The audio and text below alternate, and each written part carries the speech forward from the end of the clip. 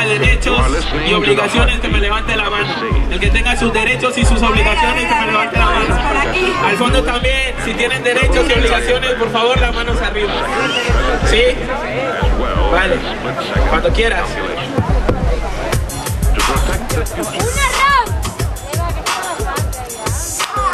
Son y maltrete, expresarles emoción, no importa el culo o la religión.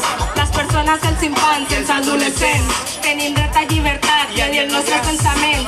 Jo vinc de Colòmbia i parlo el català.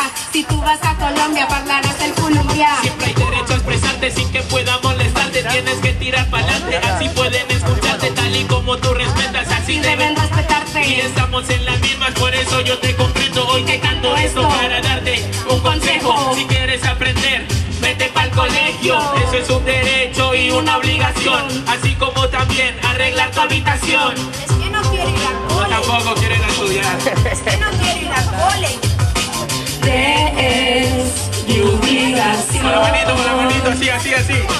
Derechos y obligación. Yo es el que y yo.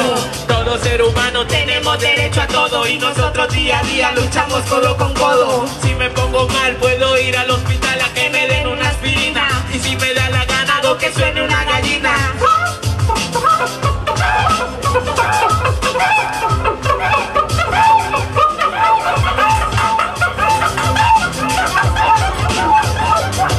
A veces la gente piensa, mira ese niño malcriado, no se dan cuenta de lo que necesitamos, pero yo soy buena niña Y tengo la obligación de ir al colegio, aunque sea un tostón, un tostón, un tostón, un tostón, un tostón.